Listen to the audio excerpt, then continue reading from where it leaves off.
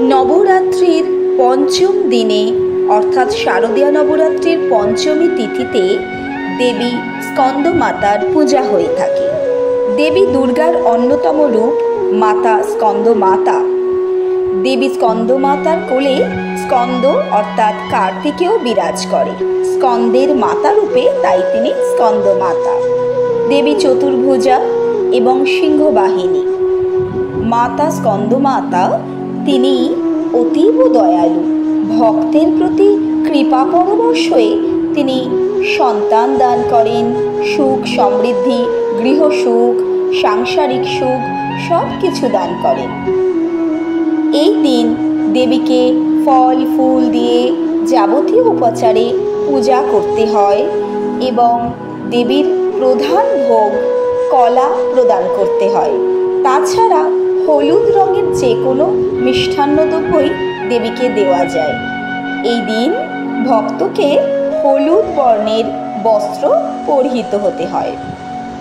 হলুদ বর্ণ দেবী স্কন্দমাতার অতীব প্রিয়, তাই হলুদ ফুল দিয়ে দেবীকে পূজা করতে হয়। তবে সর্বরূপেই তিনি দেবী মা দুর্গা, তাই জবা ফুলে পূজা মা অধিক প্রিয় মনে করেন এবং গ্রহণ করেন।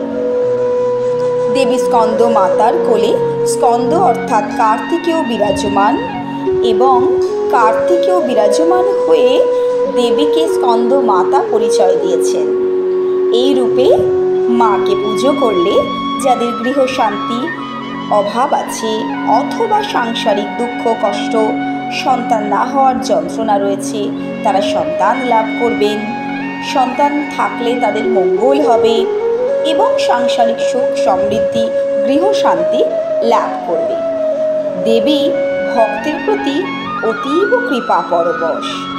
দেবীর মন্ত্র ইয়া দেবী সর্বভূতেষু স্কন্দমাতা রূপেণ সংস্থিতা নমস্তস্যৈ নমস্তস্যৈ নমস্তস্যৈ নমো নমো।